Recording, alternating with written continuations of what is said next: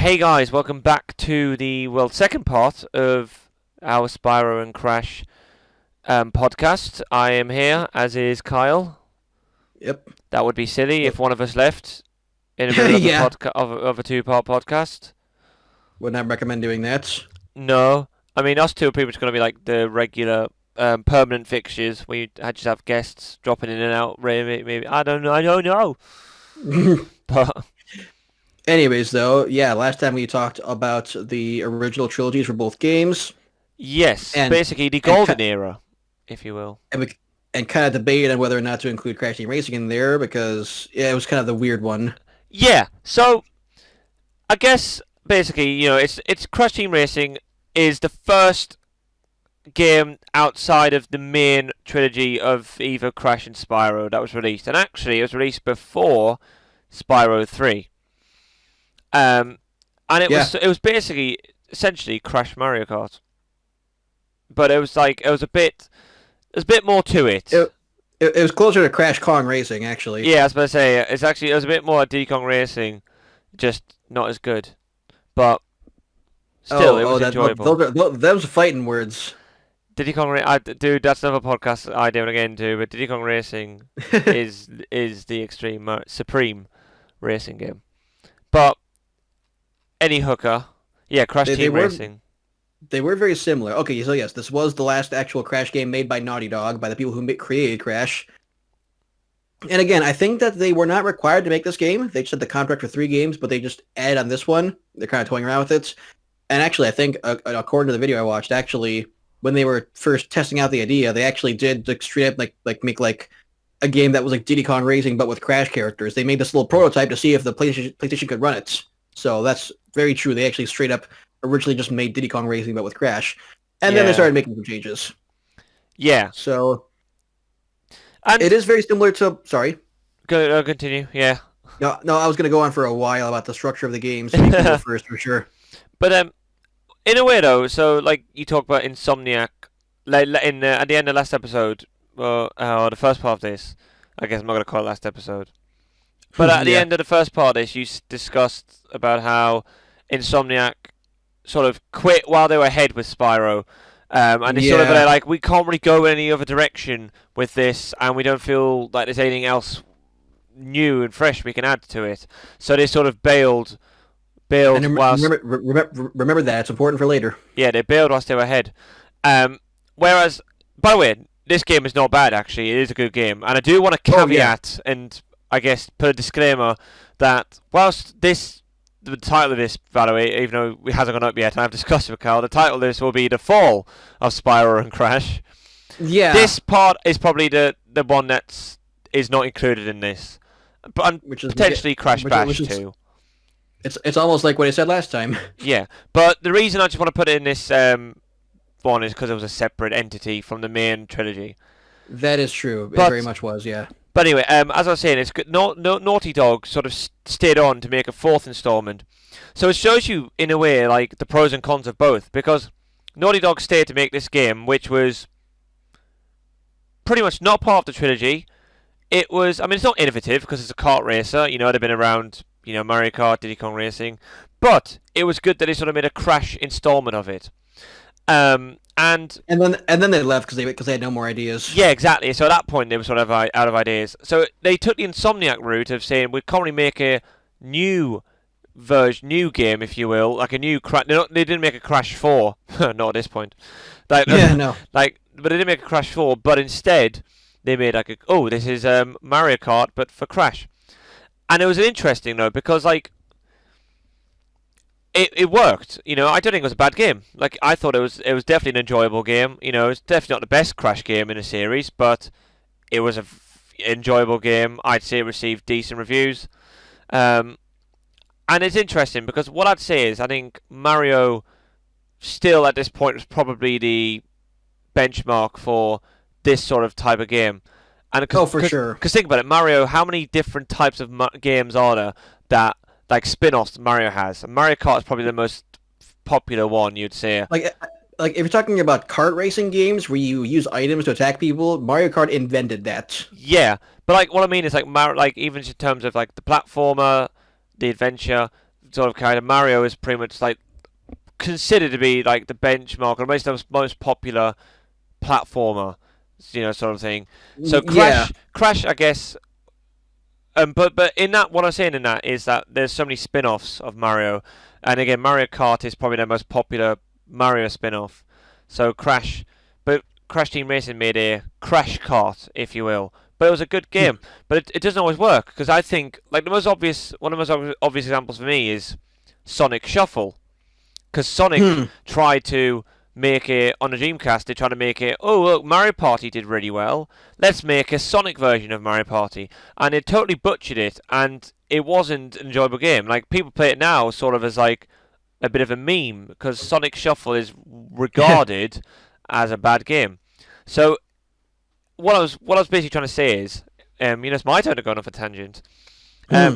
But what I'm saying is that Naughty Dog didn't take the Insomniac route, but they made a fourth game which is completely different from the first three, but it was enjoyable. Like I sort of consider it like a spin-off. But it shows you that And then Insomniac decided to leave Spyro alone, which again we'll come on to in a bit. Wise decision. Whilst Naughty Dog left Crash alone. Well, they added another game to Crash, but it was like a spin-off sort of title, and then left it alone. Wise yes, decision. exactly. Yeah, they just the only difference between Insomniac and Naughty Dog is that Naughty Dog had one more idea they wanted to make. Insomniac was kind of just like, nah, we're done.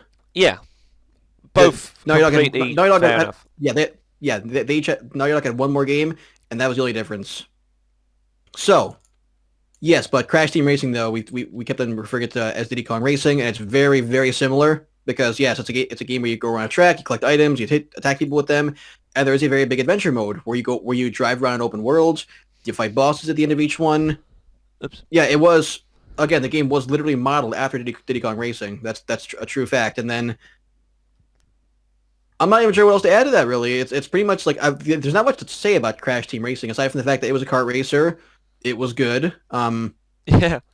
Like why was it good? I don't know. Like it, tracks were solid. The controls were solid. Um, yeah. I know some like Crash fans I watch on YouTube will like swear by it being like a really like most people will still call this the golden age of Crash. Like, yeah, it was a spin-off game, but like people really thought this was a great kart racer game. A lot of people did. I think the people who were Sony children who didn't have Diddy Kong Racing, this was their Diddy Kong Racing. Like, so think of it from that perspective. That you have that game, they had this one. Yeah. Like No, I get that. it's that well revered as far as I can tell, at least. I can't really explain like why it was so good though. It just kind of it was though. Like it had fun tracks, it had good controls. But the bosses were hard as balls at times, but there are plenty of shortcuts. Like there's one where you gotta throw an item at a door in like Tiger Temple. It was a cool game. It was a cool game. But then after that, again the tragedy that befell Insomniac befell Crash, or that it befell Spyro. It befell Crash as well, just a little bit later. Yeah. Actually, Where, chronologically, that's not true because where Spyro. would you put Crash Bash in this? So okay, Crash Bash came after Crash Team Racing. What are your Oh, thoughts on? Is Crash Bash the next game on the list? Yeah, what were your thoughts on Crash Bash? See, another reason we were talking like in between recordings about how we would structure this one, and we're just gonna go chronologically in between both series. But I wanted to do just all of Crash first and all of Spyro first because I don't know Crash as well as Spyro. I haven't played Crash Bash in a very long time, but I watched there's a guy I watch all the time who loves Crash so much he has a Bandicoot month every year where it's just a month of Crash videos. And he's talked about Crash Bash fairly recently, and it's worse than I remembered it. Wait, hang on. A month every year, so he basically just does every month Crash. No, 1 month a year. The month of June is Bandicoot month. Fair enough. I thought you take a month every year, and they're like, hang on a sec. But yes, Crash Bash was the first game not made by Naughty Dog. Yes. Released in 2000 by Eurocom Software. Never heard of them. Actually, no, that sounds familiar. They're an old game company that's probably merged or some shit. Well, But British. Let's have a look. So they're not rare. they're a British company that's not rare. Good starts. Fate, bankruptcy. Oh, well, that's shit. There you go. What did they make? They made Earthworm Jim. Oh, Oh, the Game Boy version, though. Duke Nukem 64, Mortal Kombat 4, Disney's Tarzan. Who Wants to Be a Millionaire on Game Boy Color? Oh, and it made Wow. Wrath of Cortex, of course, as well. Ah, of course they did. Harry Potter I Chamber of wait, Secrets. wait, I thought that was Traveler's Tales. No, they were either, hang on, Eurocom, formerly Eurocom Entertainment Software. It's possible that two different teams made freaking Wrath of Cortex, because there actually are two teams on Crash Bash as well. I just kind of glassed over the second one. Also, by the way, Eurocom made Spyro a Hero's Tale as well, which we'll come on to later. Oh, really?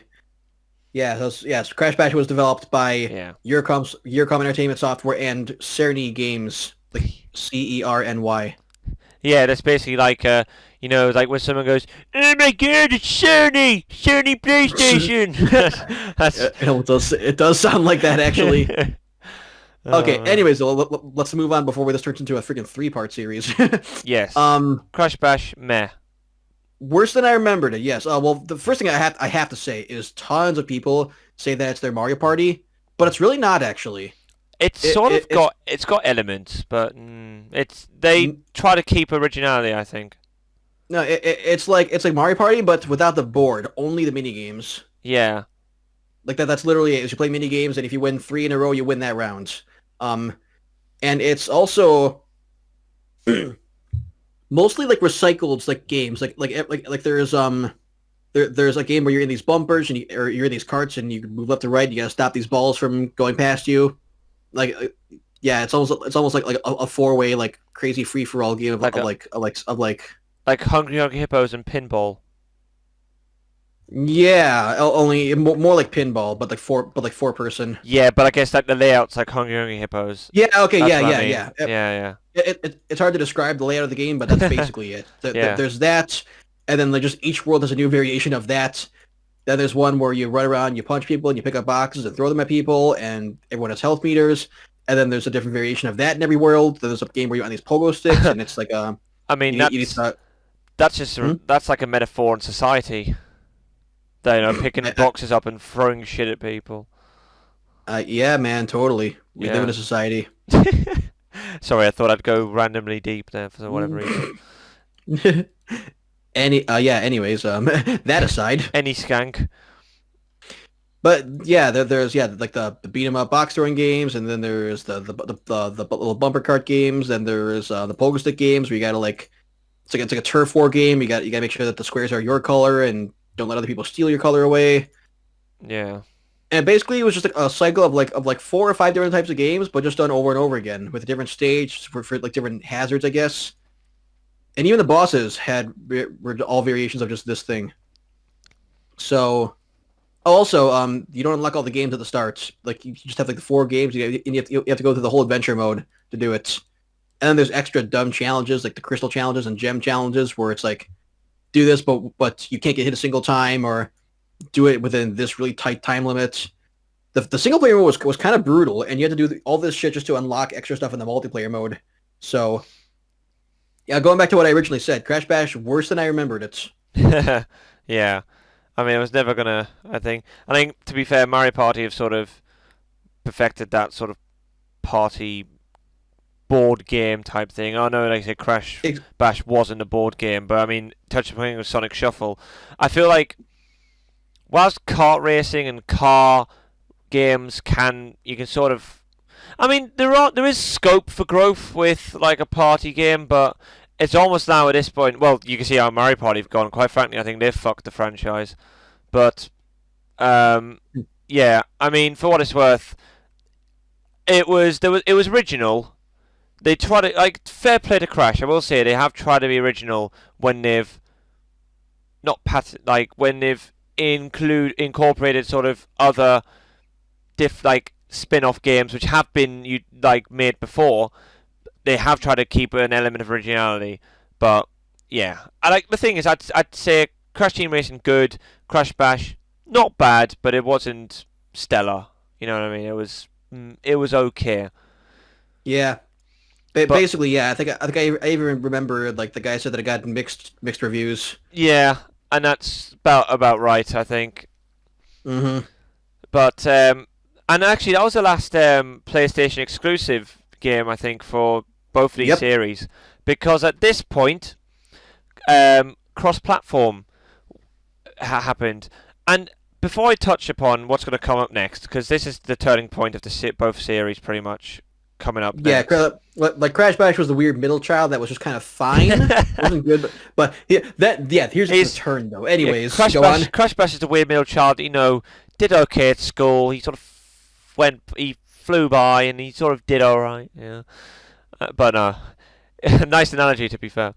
Yeah. So Hmm. before I guess we touch upon where the series went downhill, it is interesting to think about this because it's it's almost as if going cross-platform was almost, and I think about these two series, and I think about Sonic, almost as like an obituary in a way. Like Sonic's still going, but like it's almost as if like okay, fair enough. Crash and Spyro. Well, I actually don't know why. I don't know. You probably may know more why, but I don't know why they went cross-platform. But it seems like it's a good idea because you can advertise yourself to a wider audience. Wow, I'm not restricted to this console. I'm gonna, I'm available on this console, this console, this console. And to be fair, at this point, I mean, when Crash and Spyro first came out, I guess it's a bit different in Sonic. So when Crash and Spyro first made their debut on console, Sony was pretty new to the game, and the PlayStation blew up massively. Like it was literally Nintendo and Sega, wasn't it, for late '80s, early '90s, and it Yeah, it was was that was the absolutely. big rivalry. And And then then Sony's PlayStation fucking stomped the N64 in yes, sales. yes, Sony came in and took over practically. So it was at a point then where Crash and Spyro were pretty much newcomers to a newcomer console. So I mean, and whereas I guess if I make a comparison to Sonic, Sonic had 10 years before it, pretty much, 10, 15 years before it made its journey to cross-platform, because I guess Dreamcast discontinued, so that made sense. But Yeah, whereas, yeah, Crash and Spyro, I don't actually know why they went cross-platform. I don't know if there's a reason. You may know why. I think the reason's pretty simple, really, because when um when Crash and Spyro were first started in the late '90s, as far as like profitable platforms go, and that's the key word there, profitable platforms. The only two that existed were the PlayStation 1 and the N64. And do you think the N64 could run those games? True. Especially Crash Bandicoot, like that game was wild for how detailed that was at the time. Yeah. Actually, I think if I remember correctly, I think that the N64 actually was a stronger console, but the cartridges like severely limited how much space you could put into a game. So like Well, there so it's is the like so it's like expansion pack. yeah, so it's like could the console run the game? Like yes, but could it fit in a cartridge? No. I know. But then like yeah, then the next generation of consoles, things evened out a bit. Like obviously I think if I remember the PlayStation 2 was the strongest console, followed by the Xbox, followed by GameCube, but like each one of the systems though had somewhat equal terms of graphics. So that for that thing, yeah, because Crash and Spyro were never Sony exclusives. Just at the time, that's all that just made more sense. Yeah, Like true. Yeah, I guess. like a lot of third party things went to Sony when that system came out because the CD based games a lot of developers to they gave them a lot more room to make a game, whereas Nintendo's cartridge based system and the controller layout was like much more restrictive. The Sony just made more sense for development. Yeah. I think that's the reason why that big change happened. Like it was never a Sony exclusive to begin with. It just kind of turned out that way. But Yeah, that's then fair enough. once other competitors started to catch up, then yeah, then Universal said, "Okay, you're right. We have more markets now. Let's sell it to as many SKUs as we can." Yeah. So like, whilst there were more markets coming up, some others died out. So obviously Sega stopped existing as a Yeah. console, as a company that made consoles. But then Sony and Nintendo's still going, and of course Microsoft came into the mix as well. And Yeah, which was a new development at the time. yeah, but of course Microsoft sort of had the backing, as did Sony, of Yeah. of other areas of technology, to the point where they were like, okay, we're gonna now dip into the gaming world. So it was like, I guess having that backing, that history really helped them. Oh, absolutely, yeah. Well, even Nintendo was like a big company before gaming also. Yeah, but of course it has about 15 years on Sony, I guess. 10, 15 years Mhm, on yeah. Sony, and definitely Yeah, 15, 20 on it on Microsoft. indeed. So, Which then transpired in 2001, the release of a certain Crash Bandicoot, The Wrath of Cortex, which was mhm. released on all three major home consoles, PS at the time, PS2, Xbox, and the GameCube. So it's available on all three. Which, by the Um, way, does make development harder. By the way, like True. people don't think about this. People don't think about this much unless you're coding games. But like when you code a game, you're given the specs of the console and saying here's what this thing can handle. And then when you port to a new console, you gotta sometimes rewrite the engine a little tiny bit to make it more fit the console. So sorry, just had to throw that out there though. It does make game development harder. Yeah, it does, and especially as well. Again, I think at this time Nintendo were really awkward because it wasn't a cartridge; it was a little mini disc. Um, Yep. and yeah, that was the Once problem with again, Nintendo, I think. once again, it's like, hey, do you want to like make a console that's equal to your competitors, or make yourself different and special, but for no functional reason?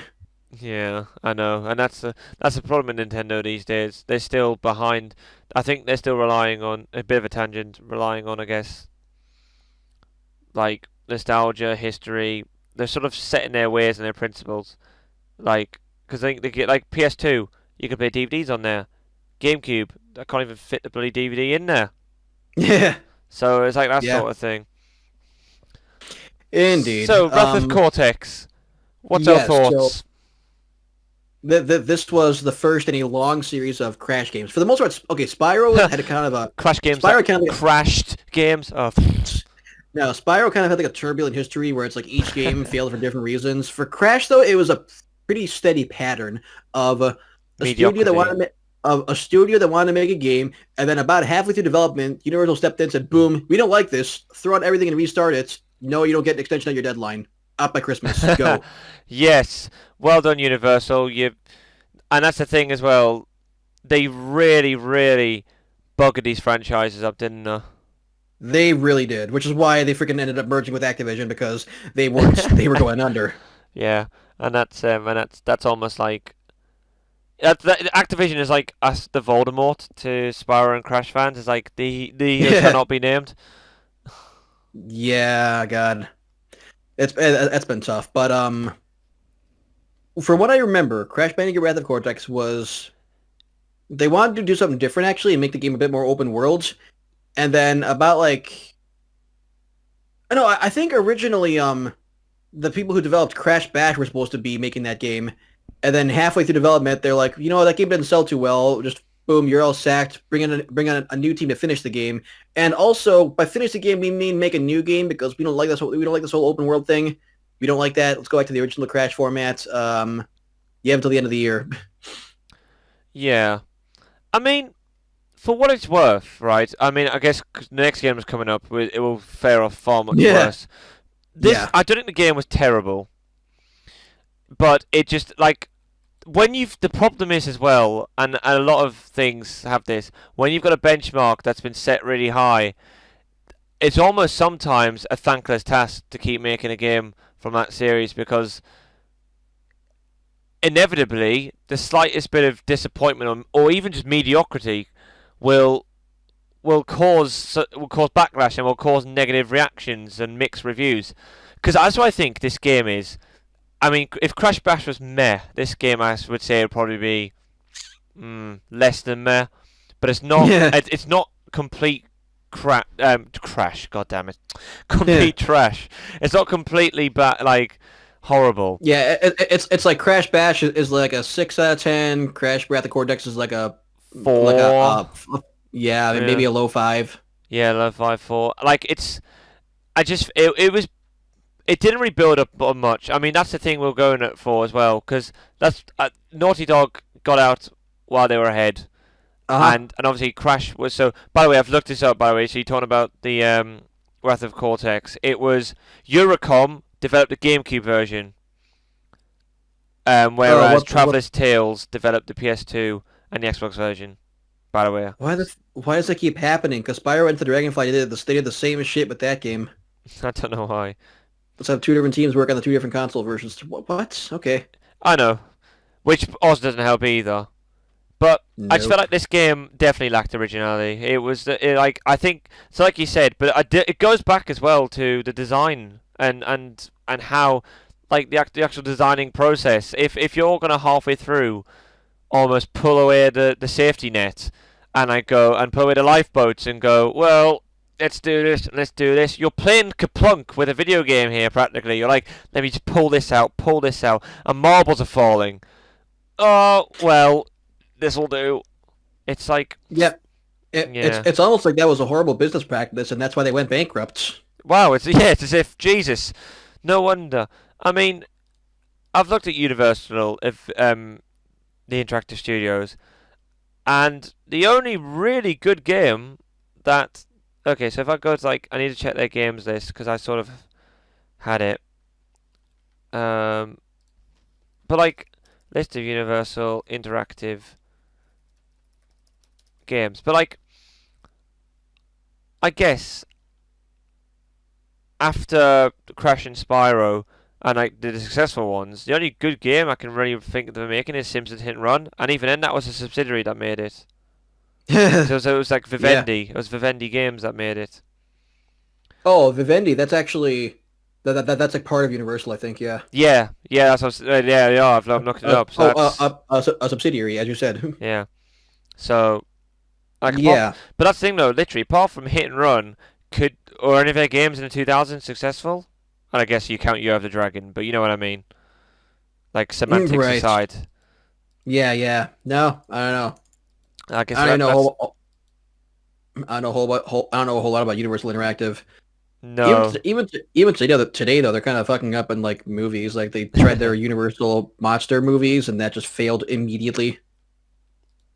So maybe they're just a bad company. Very possible. They're very popular, but they've got their flaws. But yeah, basically with Crash Cortex, yeah, they had a new team work on it. They didn't like where it was going, scrapped the whole thing, I think, for the most part. Then had a new team remake the game, didn't give them a whole lot of time, Oh. and they ended up just kind of squeaking out this game that was the exact same as the previous, or as Crash Warped especially, like exactly the same format, same functions, just with a new console. So they had to tweak the physics and generally made things kind of more sluggish and floaty, Yeah. which is probably the worst part about the game was just the controls weren't quite there. But like, yeah, again though, it wasn't a horrible game though. You know, that's the thing. It is. I mean, it's bracketed with the next game we'll talk about Yes. because it was the downfall of the series. The series basically gradually declined at this point. But yeah, yeah, Wrath of the Cortex. Sorry, was yeah. That's what I think. just It it was wasn't. just okay. It was okay, but when there's a precedent that the first three set, it is almost thankless task, and it is almost impossible to keep the high standards up. But a couple of things go against it. Like you said, the flawed actual design process where, you know, like you said, they scrap things and they change things, and yeah. And second of all is the fact that it's the first game without Naughty Dog, and it didn't do as well. So you're almost as if that's going to be labelled at them. It's like, well, you can't do it without Naughty Dog. They were the geniuses behind the game, and that's the unfortunate thing. Yeah, Which but the sad fact is though is that a lot of it was Universal that was just giving these people battles they couldn't win, which leads us to the next leads game. us to spot. Yes, but let's be honest. We all know what it is, but we know drama. Spyro Enter Dragonfly. It's like right. So can I just sit? Let's before we start. Shit. Oh, sorry, my TV just played because I had something on pause by accident. how unprofessional. With, I mean, it was muted because it was paused. But for what it's worth, before we start shitting on the game, because we are going to shit on the game, Yes, we are.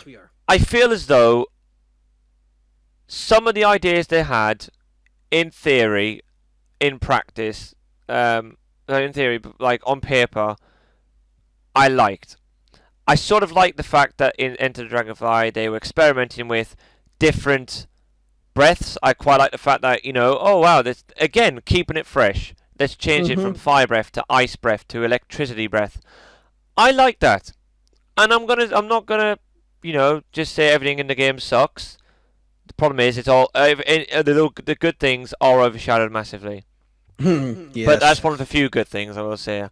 The music again, because Stuart Copeland was there. Stuart Copeland is literally the diamond in the turd. Practically. Yeah. Basically, couldn't have said it better myself. I think that's about. I can't say it any other way. The fact that this game was meant to be on all three consoles, and it didn't even get the Xbox release because of how shite it did on PS2 and GameCube, really, really highlights how bad it was. Mm-hmm. And it was, and again, it repeated the same mistakes. And we discussed that when I streamed the game last year about the about the process and how just behind the scenes. If you don't prepare behind the scenes and you rush out a game because you think, oh, we have a popular character and a franchise, you cannot live off history. Oh no, but the behind the scenes was actually really fucking messy. Worse than Wrath of the Cortex. Yes, much worse. I keep saying Wrath of the Cortex when it's the Wrath of the Cortex. God damn it! Piece of the cake. Piece of the cake. Piece of the balls. Right, anyway. Enter Dragonfly. Enter the Dragonfly. So Spyro 06. Spyro 06, yes. As we often call it, because it had very many striking similarities to Sonic 06, because it was the first big jump to a next generation of consoles. And it flopped. And it flopped because the publisher said, "Hey, get it out by Christmas." No, like we don't care how understaffed you are, fucking do it. I know, it's like if you don't even have a game to make, like if you don't have a game to sell, how can you sell it? Like that's practically what it was. So they sold basically rushed portions of, and again, I will say this, what could have been a good game. It could have been a good game. I've played Spyro 06. Here is the story. It's been a while. Here is a story all about how a game got flipped turned upside down. It's been a while since I watched it, but if you're interested, I highly recommend watching Manny McMuscle's "What Happened" video. This guy does a series of videos that are called "What Happened," like WAH and happen spelled weirdly, but he goes into games with trouble development and investigates it and figures out what went wrong and digs up interviews and everything. So effectively with this game, again, my memory's a bit foggy, but the team that was making it was making a Spyro game, and they actually just wanted to make something very, very different. I think they wanted to make a game that was more mature, possibly not even have the same classic Spyro format. It might even been a whole different game entirely. And there's this thing called the game design document, which is basically like the final green light, where it's like, yeah, once this thing is approved, in 99% of all cases, that means you have the green light, go ahead and make this game, go do it. Like, this is the approved version of the game that the studio is okay with. They signed off on it. And Universal signed off on the game design document for this completely different game that they were going to make.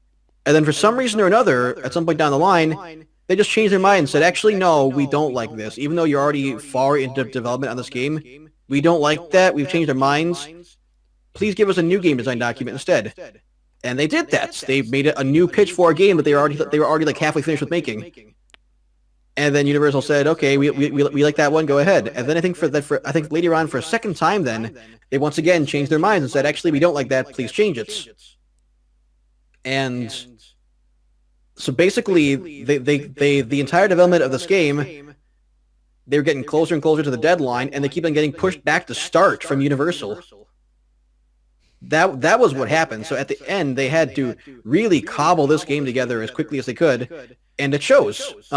There's nothing original in it. There's nothing original in it whatsoever. Which, to be fair, neither did Wrath of Cortex. But this game again had No new ideas. They just copied and pasted the original game because that's all they had time to do. But also, the game barely ran. It No, ran. It ran very, very poorly. the controls were awful. Controls were both stiff and floaty at the same time somehow. Flight levels were very bad. Yeah, repetitive. It was repetitive. The mini games were obnoxious. Here's the thing. Yeah. I think that there's no single thing you can point to about why the game was bad. It was just all around bad. Yeah, exactly. The levels were way too fucking big, so it was really annoying to have to find the one last missing gem in this giant fucking maze of a stage. The mini games were not well thought out. They controlled badly. They were unfair at times. On a technical level, it was awful. It ran the frame rate chugged along so much that I remember when I played the game, there was just random spurts where the game didn't lag, and that threw me off. It's like a fucking Twilight Zone episode where everything is the complete reverse, where you're so used to the game just chugging along at a standard subpar frame rate, and instead of having lag spikes, there's a spike where the game runs properly, and I'm just like, whoa, fuck, what happens? And then it goes back to being shit again. I'm like, okay, there we go. That was weird. Yeah, I'm used to this. Yeah, but I recently learned that actually there are some fans that are modding Enter the Dragonfly into the Spyro Reignited trilogy, and I think that would actually significantly improve the game because most of the problems were technical. Yeah. Yeah.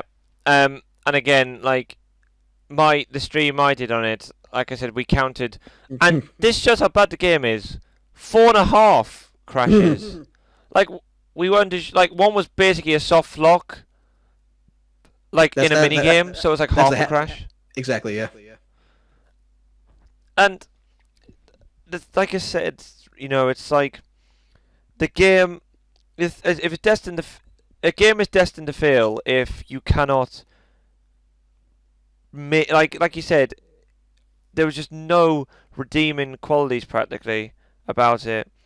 Like, and I was trying to be positive earlier on, but like ultimately, when the levels are uninspiring, long, obnoxious, like again, it sort of makes it's like the DK64 thing. Bigger isn't always better, and some of the levels, like you said, the fact there are only 8 or 9 levels in the game, and it was like, well, hang on, the other Spyro games had like 20 to 30 levels. Yeah, So really. why these small? Like, fair enough, they're larger levels, but a lot less to choose from.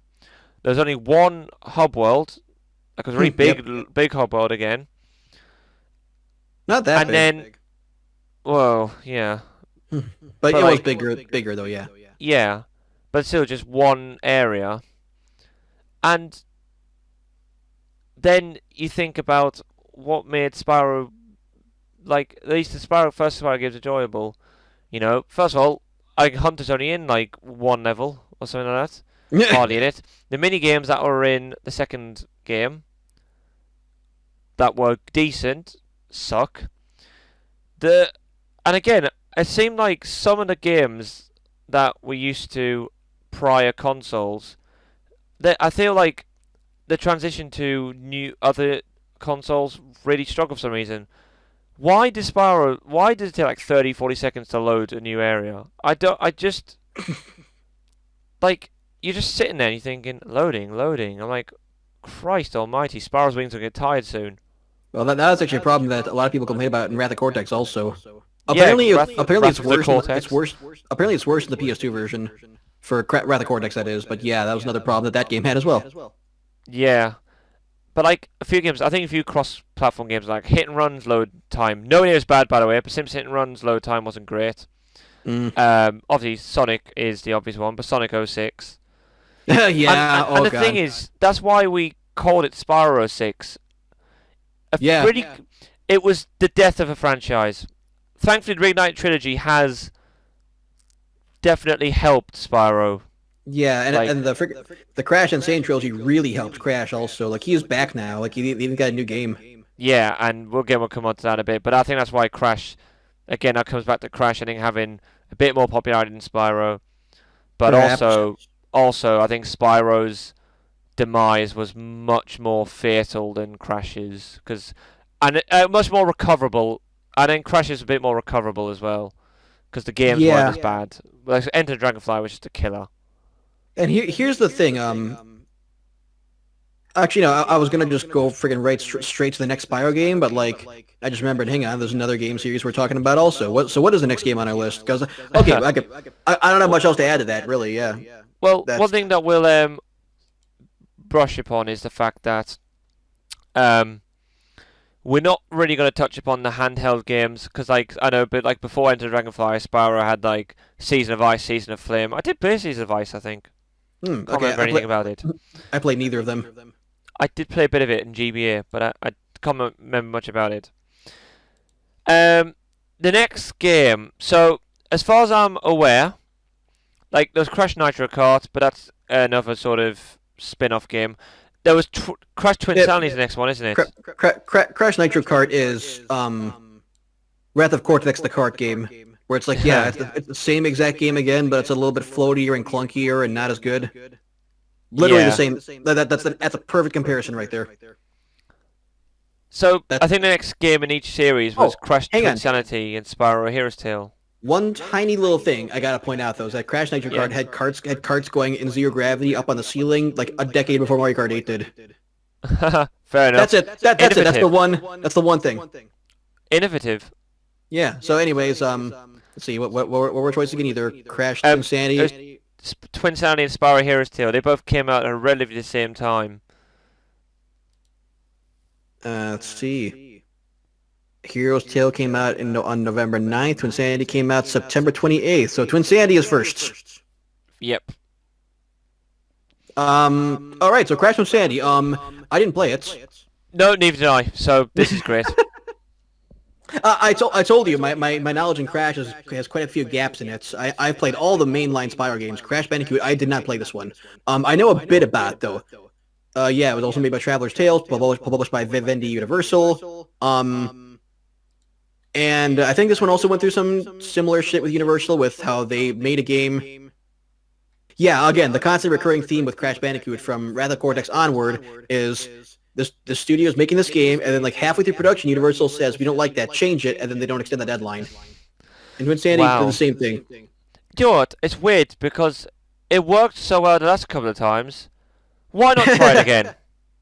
Why not do that again? Well done, Universal. It's really dumb, but that's the pattern that starts to form here. It's Here's what I know about Twin Sanity is that it's an open world game, so it was different from the previous Crash games in that way. It was a lot more comedic and actually kind of a bit more crass in its humor as well. yeah. But it was much more comedic though of a game, and it's centered around the Crash and Cortex being like stuck together the whole game. So you're forced to work together with your nemesis, haha. And let me think. The soundtrack is also worth noting. Because it was made by this team, this a cappella group. So there's no instruments. Every single thing is just a choir of people using their mouths to make funny noises, and it's actually really good though. Like you'd be surprised how good. Like it sounds like kind of a bit derpy because of that way. Like I remember like I think one of the freaking tunes is the classic. It was that, but like just people just going ba ba da ba ba ba ba, while people in the background are going boom boom. It's magic. It's amazing. That sounds great. I need to listen to this now. They're gonna get a Crash Twin Sanity OST up on my Like the background music for this video. It's a little off forgotten part, but it was quality. Oh shit! That's all I can really say though. Actually, was that it's a game that was more open world, a lot more goofy. It had this gimmick of Crash and Cortex being forced to get along, and the soundtrack was very unique and weird, but also pretty cool. Yeah, no, I quite admire that. So again, sort of like a 5 out of 10 game. I think. Sorry, I'm kind of moving around now, getting my lamp turned on. I think that no, Crash Twin Sanity was actually fairly kind of mixed upon release, but over time the fans like this game more. This game has a better legacy than Wrath of Cortex does. Like, actually, a lot of fans say, "Hey, this one wasn't bad." Oh, fair enough. Yeah, Yeah. this one I don't have much reference to, but so yeah. Well, yeah, me neither. So Well moving on. done, me. Spyro: A Hero's Tale. Okay. So I So guess I we have can probably categorically say that it's better than the previous installment in a series. yeah, for sure. I mean, to be fair, And there wasn't much. Like, if it got worse, then holy Christ. But it still wasn't great. so I actually have a personal story with this one. Ooh. Then welcome to a new section on the podcast, Story Time with Kyle. Well, you've done like 3 or 4 of these in the course of the last 2 podcasts, so it's my turn for one. I know, I just felt like yours deserved a title. Like the title theme. Come on. Okay, so here's what I remember. Enter the Dragonfly actually did not kill my love for Spyro. It was a Hero's Tale that did, but for the dumbest possible reason. Because I was a child. What year did this game come out? 2004? Alright, so I was 11. Yeah. And I was the kid who it's like when you play a new game, it was like, this isn't the same game. You get mad about it. Like, they changed things. So for me, I played Spyro Into the Dragonfly, and I didn't hate it. I was a kid, a dumb kid who didn't know better. Then at some point, I used to get these demo discs in the mail. Or was it in the mail, or did it come from GameStop Game Informer issues? I forgot where I got these things from. But I did get these demo discs once in a while that had demos of upcoming games that were sent to me through the mail. And one of them was Spyro: A Hero's Tale. And I was super psyched about that. I'm like, sweet, another Spyro game. Like, little 12-year-old me was super happy about this. And I played the demo, and I was running around the whole entire, like, hub world you start out in, and I'm collecting all these gems. And at some point, I'm going to the pause menu and looking for where the gem counter is. It shows how much gems I have, but I'm like, how many gems are in the level, though? Like, I'm trying to 100% this area. And I go around for quite a while, and I can't, there's nothing in the menu to indicate what the max number of gems are in a stage. And after spending quite a while looking through this one level, I never get that thing saying that it's all cleared. So I'm like, okay, that's weird. There's also a shop where you can spend your gems to buy items, but I thought, okay, you probably got to get all of them in order to finish the game, probably that type of thing. Then I go into the next area, play around there for a little while, and do the same exact thing. I'm there for like an hour, just trying to find every single gem, and I can't find every gem. There's no indication to say how much further I have to go. I'm like, okay, that's 2 levels now where I can't complete the level. That's a little frustrating. Then it's also an open world game, mind you. Actually, I left that part out, that this is an entirely open world game. But the levels are split up in different sections. So then I leave the second level and go back to the hub world again, and all the gems are back. Yeah. And 11-year-old me threw a fit, quit the game, and never bought it. So for me, it wasn't Into the Dragonfly that killed Spyro. It was A Hero's Tale, because I was like, oh, this is a different game. Boo. Yeah, I guess that makes sense. But then years later, I think it was actually when oh god, my freaking Legend of Spyro series on YouTube, I took that way too seriously, and in preparation for that, I played this game for the very first time, and it wasn't bad. It was, I'd say it's about probably the equivalent of Twinsanity if what the fans say are true. They say, hey, that game was fine. This game was also fine. It was an open world game where gems were just in limitless supply, and you use them to buy items. Sometimes there was like a key to go to the next area. Other times there was like literal ammunition, like fire bombs and ice bombs to throw at enemies. Extra hits, things like that. There's an item shop around my money bags, obviously. The plot, there's this new villain named Red, just a red dragon named Red, who has these dark magic crystals that kind of corrupt the land. I don't even really remember what they did with that. Nasty Nork is back for the first boss, and then he's out of the game. Ganasty Gnork. Yeah. Let me think. I remember A Hero's Tale actually being a lot funnier than the older games. It was kind of like similar to Twinsanity in that weird way, when the fact that the games, and I think at this point they were both still published by the same. They were still both owned by the same company. So maybe that was it. There's like, hey, note from Universal, make games funny. There was one that cracked me up, though. Is like early on in the game, you talk to the professor, and he's like, okay, there's this gadget here, Spyro, but in order to power it, you need to collect 8 power stars. Spyro's like, power stars? What are those? And the professor's like, oh, maybe it's not that. How about How about red coins? Heart pieces? I give up. What do you got to collect? Spyro's like, light gems. Yes, light gems. Thank you. Like, that was actually hilarious. And I've never forgotten that bit because that was funny. It was like, hey, you got to collect this arbitrary amount of whatever the fuck it is just to go on. Yeah, whatever. It's all, everyone's the same thing. What even? Okay, yeah, there was every level of gems were an infinite supply. There were these dark magic crystals, and you had to break open all of them to finish the level, I believe. Or at the very least, you had to break open all of them to unlock the boss. I think that was it. So every level had like 2 or 3 of these things where you must break them, and then after that you can walk out and go back to the hub world. But there's also light gems in every single level. And that's the only collectible. It's just light gems. Technically, not even the gems are collectibles. Technically, it's just dark magic and light gems. And similar to Hero's Tale, there were other areas you can play as other characters. Sergeant Byrd was back. He was very different though. In fact, Sergeant Byrd basically had to spend the Speedway levels. Actually, that was kind of an odd change, but they did that. Oh, Blink the Mole, where you go underground. Those were interesting. Also voiced by Tara Strong. Blink was. Oh wow, yeah. And actually, Tara Strong voiced 3 characters in that game. I remember this very well. She was Blink the Mole, the only major character. Then there's a character. Oh my God! There's this little red dragon. It wasn't red though. It was some other dragon, a smaller one you rescue when you beat Nasty Nork, who's there for one scene, then never again. But also Tara Strong. In fact, he even sounds just like Timmy Turner. And the third character she voices, I like to call Amy Rose the Dragon because that's what she was. Yeah. Hey, Spyro, when you return, you want to go on a date with me? Spyro's like, and then, poof, she's gone. Okay, tangents aside, though.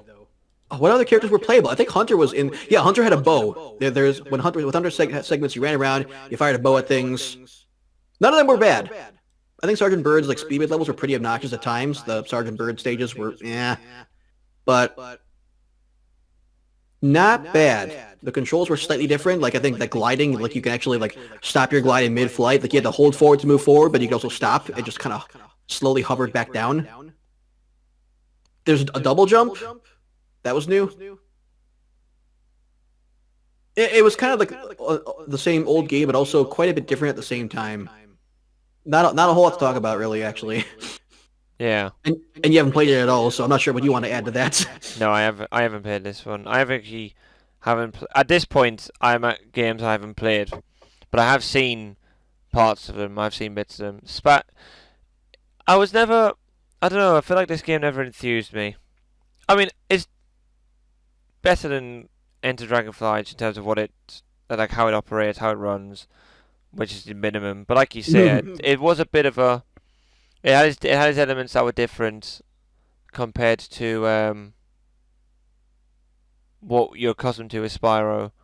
Yeah, and I guess, like you said, maybe as a child, it could sort of throw you off a little bit. And it didn't enthuse me either. I played this game just to prepare for me playing another game, but it wasn't bad. I feel like it's a meh game again, but it's not. It's not Enter the Dragonfly, so. I wouldn't mind replaying it actually. I really wouldn't. It was kind of like a fun little collecting game. It was a pretty funny game too. Oh, Sparks actually talks, so he has an actual voice in this one. Well, that's just weird. No. Yeah, that was a little precursor to what comes later. Yeah. That's a Hero's Tale. So that was pretty much the last. Okay, so the last main Spyro game before it sort of had a mild rebrand. Yeah, that was Spyro's edgy teenager phase. Wait, actually no. I know you don't want to talk about handhelds, but I freaking went out of my way to play the DS Spyro game because that is technically a mainline Spyro game on the DS. The Shadow Legacy. Yep. Didn't mean to throw a wrench in your plan here, but what game is next with that information there? Well, screw you. Because, okay, as far as the next Crash games are concerned, I didn't play Tag Team Racing, but to sum it up from that one, again, super Crash fan, another Crash kart racing game with a gimmick where you can combine with other racers and that changes your attacks and stuff. The racing was pretty bad. It just had nothing to it of substance whatsoever. But there was an open world where you could run around and collect things, and it was surprisingly in-depth. The open world bits where you platform and find things. That's it, though. Not much to talk about with that one. Oh, apparently you can win every single game by just combining with Engine at the very start, and then letting him drive and you fire his missiles. Just boom, you won the game every time.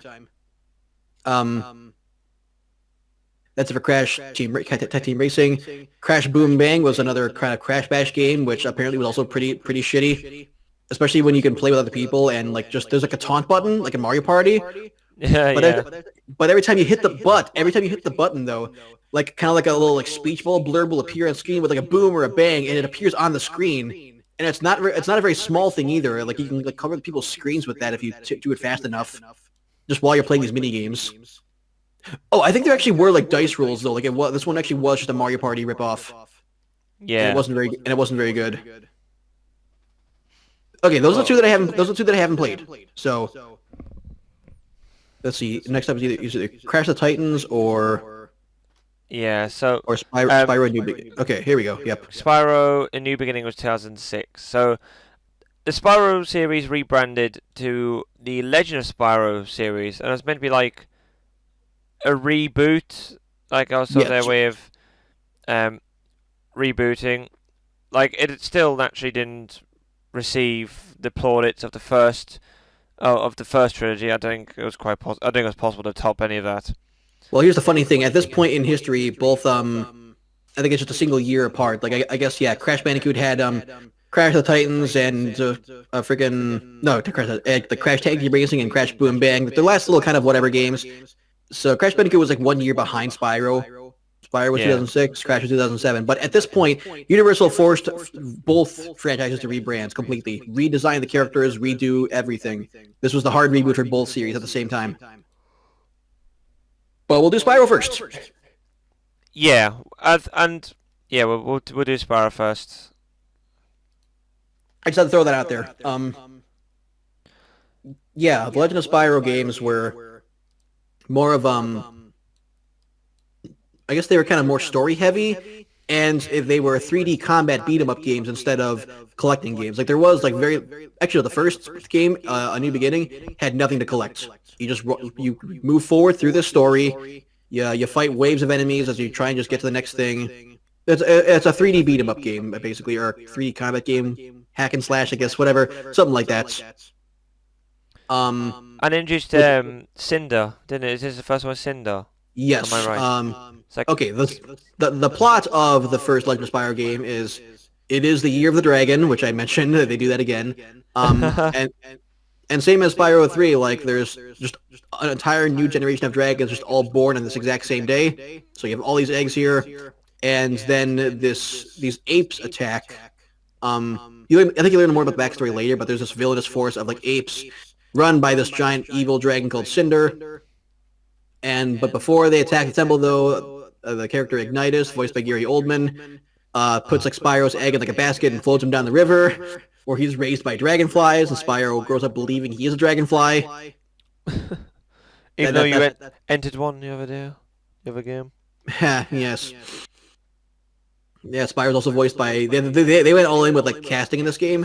Spyro's voiced by Elijah Wood. Gary Oldman voices Ignitus. I know. If you're gonna make a game that may not score well, at least get a star-studded cast. It sort of brings some respectability to it. I think that Spyro and Cinder though were each voiced by a different person across all three games, even though they're all like in the exact same timeline. So it's really jarring with that. I think that happened. Sparks for sure. I know for a fact that Sparks was a different person in each game. In A New Beginning, he was voiced by David Spade, and I fucking hated him. I almost want to look up the voice actors though. Whatever though. So yeah, Spyro grows up believing he's a dragonfly until at some point just some apes just kind of show up at the Dragonfly Village. They kidnap Sparks. Spyro goes after them. And then during that whole thing, he accidentally breathes fire for the very first time, and he's just like, whoa, what was that? Then he learns, okay, you're not a dragonfly, you're a dragon. And then he goes off, finds Ignitus. Ignitus informs him the plot of the whole thing was that, yes, there's supposed to be many more dragons like you, but it's now a generation of one because you're the one that made it out. Other eggs were all smashed. And there's 4 guardian dragons. Ignitus is one of the 4. The other 3 were all captured and imprisoned over in different sections of the world. Because of Cinder, she's just a very powerful dragon. There you go rescue them. Yeah. Yeah, I know. It was like I just don't know. I feel like these games. I'd probably say they were better than. Well, definitely better than Dragonfly. Probably more enjoyable than A Hero's Tale. But Well, like, Hmm? it was, yeah. Again, like you say, it was a bit different. Like, it wasn't a collectathon game. It was a bit more actual. There's a task you sort of like get from here to the end, and yeah, it was different. But it's like Yeah. at this point, it was almost if Spyro sort of if it was going to reignite itself. Like Hmm. if it's going to do that, it sort of had to, I guess, come up with something a bit different, which I think is what they did and tried to do with the Legend of Spyro series. And it wasn't a bad idea to make Spyro kind of more of an action-packed game. That wasn't a bad idea. It isn't And because he's got the tools to do it in that sense. He is yeah, a flame-breathing dragon, a yeah. fire-breathing dragon. Also in this game, he can also control all four elements. What's kind of like into the Dragonfly again. Yeah. He has fire, lightning, ice, and earth. Yes, Earth. And That's it. yes, normally like you gotta be we got like there's one dragon each gets their own element, but Spyro is special because he's one of the rare purple dragons. I'm not kidding. That's That the is true. explanation. That is true. I don't know many purple dragons in real life. A rare purple dragon born once every 10 generations. I swear to God, that's the plot. Yeah, at that point the game just kind of stalls for time as you just you go from one dragon to the next and go to different environments. But the first game, Legend of Spyro: A New Beginning, is terrible. Actually, I think that's much worse than A Hero's Tale. Hell, Fair enough. actually, in terms of which game I'd rather replay, I'd rather replay Into the Dragonfly. You wanna know why? Ooh, Because keep going there. A Hero's Tale is not a Hero's Tale. A New Beginning is a thankless game. You collect nothing. You just walk forward through the whole game, and every couple of steps you're locked into a room, and you just gotta fight all these things until they all die. And in terms of difficulty, there's just one difficulty setting. But if you die, you respawn in the same room. The enemies that you have already like gotten half dead, they stay half dead. Health meters stay the same. There's no consequences for dying at all. So you just mash buttons until you win. And once in a while, there's like a little thing you gotta figure out to go from one area to the next. You got some puzzles to solve, if you can even call them that. But just kind of slowly work your way through the level and just beat up things that are super easy with no consequence of death along the whole time. The only parts that are somewhat challenging, quote unquote, are the two flight stages in the game. Because if you die with those, you actually start the whole thing all over again. But those stages also sucked a lot, so not even like the game was boring. No, those stages were really kind of dumb and bad. But Yeah. no collectibles. Kind of collect as much experience points as you can to level up your breath attacks. Outside of that, just go from room to room and fight things. And the plot also comes to a complete standstill until like the final act of the game, where you get the reveal that Cinder was also an egg that they stole that night. They didn't smash every single egg. They kept one, and then this new villain, this dark master who doesn't get a name until the third game, or the second game, I guess. This new Dark Master is revealed that he's the real villain, and he just used his dark magic to corrupt Cinder and make her evil. So, and also Giant, because I guess that's what happens. Like dark magic makes you a mature adult, also.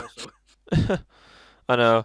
But then again, it's very similar to like the Hunter Bianca thing because then afterwards, Spyro and Cinder like get together. As long as Yeah, at the very that's well, Spyro they and Cinder do. kind of they do, Well, yes, they did, yeah, they do, yeah. they do. At the very end of the game, like at the end of the third game, I should clarify, at the very end of the trilogy, like they do some sort of Deus Ex Machina magic stuff, and there's a lot of that in these games because Spyro is the chosen one now, so he can pull up a lot of magic shit out of his ass. But when they're doing that big boom thing to fix the world, and the camera pans out, and there's this giant spectacle, you hear Cinder just say, "I love you," and that's like Then boom, cut to everything being better. Everyone doesn't really know where Spyro and Cinder went. They seem to have vanished. Then you get one shot of them just kind of flying through the skies together, and then that's it. So are they an item? Well, she said she loved him, and that's it. That's all I can say, really. But they kind of tease it throughout the game, though. They kind of do tease the fact that Spyro does like Cinder. Actually, it wasn't like completely out of the blue, but it wasn't developed, certainly not at the same level Hunter and Bianca were. Yeah, fair enough. But yeah, they were no. still doing it. So, But Spyro New Beginning, though, was actually just not a good game. It started out kind of neat, like the story was kind of interesting, and then the story stopped, and then the game turned into the same exact loop over and over again. It was just boring because again, like if you just died. Oh, by the way, if you die, your magic meter gets full again also. So you can just kind of spam all your strongest attacks and just boom, just kill like a bunch of things, and then just die. Get it refilled when you respawn. Everything you killed stays dead, and just empty it again. That's how I did a lot of bosses actually, because it's faster. yeah. So it's almost like, I mean, that sucks that there's something that's a bit like a game breaking sort of mechanic, or like that definitely takes a real sense of challenge out of the game. Yeah, And it's like it just makes the whole thing redundant practically. and like the fact that there was no challenge was just the final thing on top of the fact that the game had nothing else of substance. Like you can make an easy game as long as it's engaging in new ways, but it wasn't at all. Like Yeah. you go through 4 main areas, and each one is like just this giant linear level where you just go through it, and then you fight a boss at the end. And each area is unique and different, but that's it though. This is still the same. Hell, the apes you see in every world are just the same over and over and over again, but recolored and with more health. Enemies also, each world had its own unique enemies as well, but those monkeys were a constant thing that kept them coming back. Yeah, that was not a good start to that trilogy though, not at all. So that's my take on that. Right. So after that, I guess we should talk about the first Crash game and then the second Spyro game, in the Legend series, because the last one sort of have a common denominator, if you will. Yeah. But yeah, Crash also had a hard reboot. Every single character was completely redesigned. Like Yeah. Crash got these weird like tribal tattoos. Coco looks very different. Aku I mean- Aku and Uka Uka are very different. At this point, Crash was 11. That's surely a age. That's age of consent to get tattooed somewhere. Yeah, whatever. I don't know what they were doing, but all the villains got redesigns also. No, that's edgy. All that stuff for Crash of the Titans, Yeah. which was actually another game where you run 4 through levels and you beat things up with combos. So same thing going on there. But they were individual levels that very simply split up. You can replay levels whenever you want. Just level 1 this, level 2 that. And each one had like a solid like 3 or 4 things. It was actually a very, very, very bare bones game. Where it's just Yeah. each level you run through it, and like there's like one collectible, one hidden thing in each level you can find, just the one that's hidden, and then you can get like a bronze, silver, or gold rank, because there's 3 different optional objectives. There's like destroy these 3 robots hidden in the level, get a combo string of this high or more, and something else as well. I forgot what the third one was, but it's the same every single time. Yeah, And- it felt as though the game was very reliant on like the combat sequences, didn't it? Like a lot of beat 'em up, sort of the fight scene. Like, and again, it's almost as if like you can admire like difference and innovation, especially in what is a franchise that has a certain expectation of it, or what people are used to. But it's just odd though when it takes a different route. Like, it does feel like it was very reliant and heavy on the sort of the combat sequences, or Well, it was obvious that platforming mascots just weren't in anymore. They weren't the True, cool yeah. thing. I guess mid 2000s at that point. Yeah. Except for, well, I mean, actually, meanwhile, freaking Insomniac's making Ratchet and Clank, and Naughty Dog's making Jack and Daxter, but like, it's Universal. They don't know what they're doing. So, oh, I left out one major thing about the game. So there's these giant mutant monsters that you can jack, and that's the word they use also, is you jack them. In fact, Yes. the game was going to be called the game was actually going to be called the original name was like Crash Jack or something like that. It used the word Crash and the word Jack, and then the guy, like in this video I watched, they went over this whole history. He said the name was then changed for obvious reasons to Crash of the Titans. Yeah. Like I feel as though that would have just it's like, whoa, what? They were asking for it, Yeah. but the term Jack stuck though, and yeah, you there's these mutants, and you fight them until their like health meter goes like all the way down, and then you can pull out Aku Aku and take control of the mutant completely, and Yeah. then you have more health and blah blah blah. You're more powered up. That's the full format of this game. So yeah, I played that whole thing actually with Nate actually for the first time because it's a co-op game also. That's a new thing. It was like Crash of the Titans was a co-op game where you play as Crash and an off-color Crash. Although I think it was either this or Minor Mutants where you could play as a secondary character, but we were playing on a last gen console, so that was not a thing. Yeah. I'm not kidding. I think okay, we're getting ahead of ourselves here, but yes, you play as Crash and an off-color Crash. You just beat up things, go through the game. Cortex is taking over the world with the mutants. It was fine. It was like not what I could go back to because again, the word of the day is bare bones. It was a very very basic game where you and a friend just run through levels and collect the one extra thing if you see it, and then move on to the next level. And if you want to get the gold rankings for each one, sure, do that too. But that is all the game has to offer. It's a very short game. Yeah. No, I know what you mean. Yeah, and just like I think all the games that we're talking about in this video, it may have its positives and its, again, uniqueness in certain aspects or uniqueness in comparison to the series, but it's on a hide into nothing trying to live up to the main trilogies, the original trilogies games, and it sort of falls short in that regard. Oh yeah, yeah. I mean, like obviously the original trilogy for both Crash and Spyro was the peak, and Yeah. arguably Crash Team Racing also. That's kind of lumped in there as well. But after that, yeah, like just one game after another just struggled to recapture it, and they never did. Yeah. No, I know. So I think that brings us to Well, we've got Eternal Night next. all right. Legend of Spyro: The Eternal Night. Well, first of all, it does continue the story of the previous game. Oh yeah, the previous game ends with Spyro defeating Cinder with his Deus Ex Machina magic dragon powers, because again, that's how every freaking game ends basically. But he does that, and then Cinder is revealed to. Well, actually, we already did reveal the fact that Cinder was, like one of the dragons from that night that was stolen when she was an egg. But then after Spyro beats her, though, she turns back to normal. She shrinks back down to his size, and okay, that's what she really looks like. Just the evil made her look giant, I guess. Made her look like a full-grown dragon. It is But like a literal continuation, practically, isn't it? It absolutely is, yes.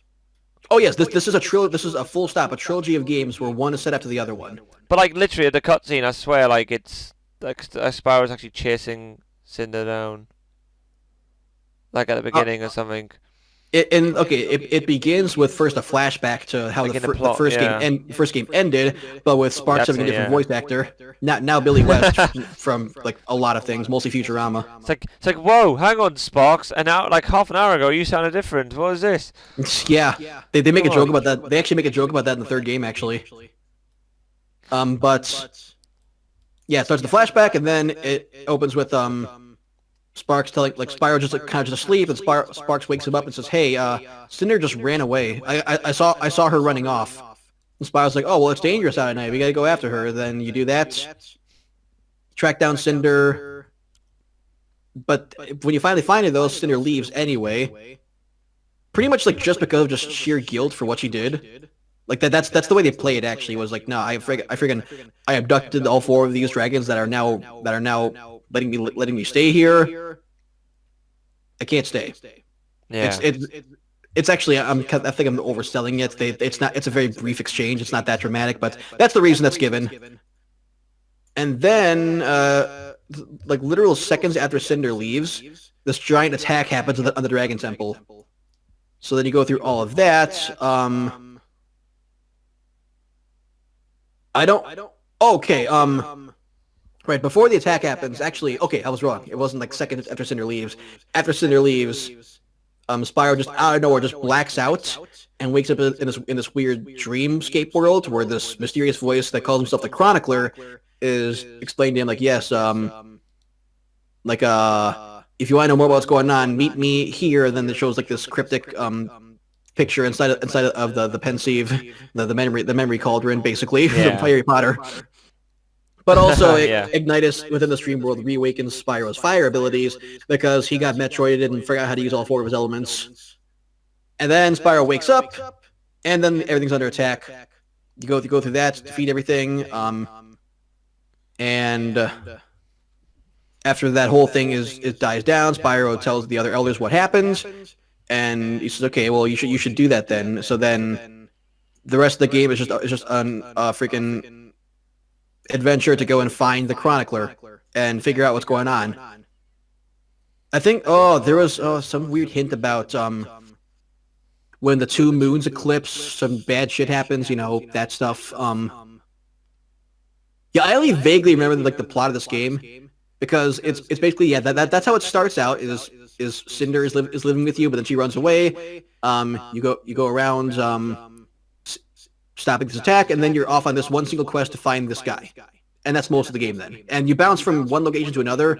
It's almost like an anime where it's like you have this one goal, but across the way you keep on stumbling into different arcs where it's like, okay, like first you start out in the swamp looking for clues, and then you get abducted by pirates, and now you're forced to be like their little monkey in a cage match series, and you got to escape from there. Then you're washed up on this islands where the Chronicler lives, and you got to go through that. But there's some weird mystical enemies along the way. Yeah, kind of like that type of game or that type of story where it's like, yeah, here's your goal, but then you're going to go through one thing after another to get there. Yeah. But the game itself, though, I think I would put it like on my list of like most improved sequels ever. Like after the first one in the series. Yes, The Legend of Spyro: A New Beginning was legit bad. The Legend of Spyro: The Eternal Night was legit good. Like just boom, flipped completely. And there's a few things. There are collectibles. One problem I have, a big problem, is that if you miss them, you miss them forever. You can't go back to previous chapters or anything, so it's like, you gotta look very closely. And there's... most of them are like these little things where it's like you pick up this quill and you unlock more pieces for the art gallery. That's what most of them are. But there's also, throughout the whole game, 5 little tokens that give you extensions to your health meter and extensions to your magic meter. So those are important because the game is also surprisingly really, really hard. Like one of the final fights, I was like stuck on for like 30 minutes just failing it repeatedly. It's surprising. It really is. And it forces you to use all the tools you have because you have 4 different elements.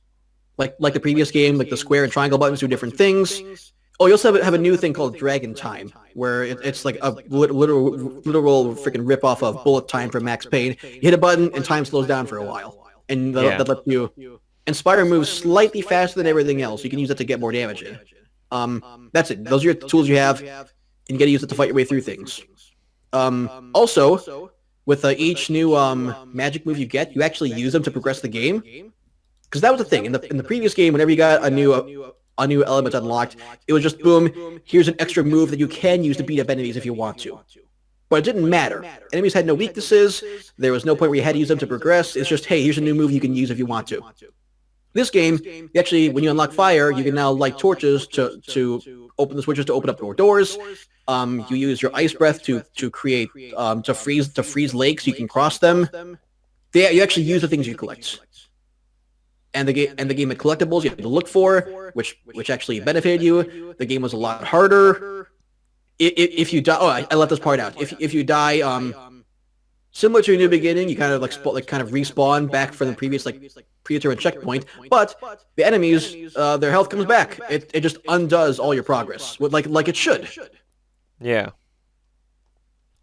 And that made the game a lot better. Was the fact it forced you to get better at the game, and each thing you get through is kind of like a bit of a relief. Like, oh shit, okay, I did that. Awesome, we're moving on now. It also it also had one story moment that actually was legit like a big like boom like oh shit moment that I remember still is about halfway through the game like Spyro is in this cage match thing and you're trapped there and you gotta just go through one fight after another and while you're trying to find a way to escape but it seems hopeless though. First you fight these things and you fight this giant like boat thing, and then the third match, it's like okay, Spyro's in here again, and Oucher's like announcing like okay, in this corner is the returning purple dragon, and in this corner Cinder. The door opens and you're just like oh shit. That was actually cool, and then that's when things go south. Also, I actually liked this game. I really did. No, I don't have much of a reference. I haven't played any of the Legend of Spyro series, but I have seen bits of them. So I've got reference in terms of actual gameplay, and my only reference is what I can remember of them, which isn't much. Yeah. But, no, it did sound like a bit more, I guess, what you're sort of accustomed with Spyro, which is a good thing, in a sense. And like, yeah, I get what you're saying, because I think what you said about New Beginning is it was different. It was a new beginning. Well, yeah, it's a new beginning, but it's practically a new franchise at this point. So this is sort of, yeah, I think it's a bit more interesting, bit more it's a bit more Spyro. I think is a good way of maybe just exactly yes explaining it, describing it. Actually, no, I wouldn't. No, I don't think I would say that actually. I mean, it had collectibles, but that's where the similarities ended, though. Like that was really it. And they were just kind of along the way. But it had to be, it had that formula, which is, I guess, what you're accustomed to with Spyro in that particular instance. Yeah, I guess it didn't really feel like just bringing back an old thing, though. It just felt more like because combat games can have things to pick up throughout the game, also. So it didn't feel like they brought back an element from Spyro as much as it felt like they just added in a new feature that should have been there from the beginning, just something else to do. Yeah, it didn't feel like them bringing back Spyro to me, but like it was still like a very much needed addition to the game, though.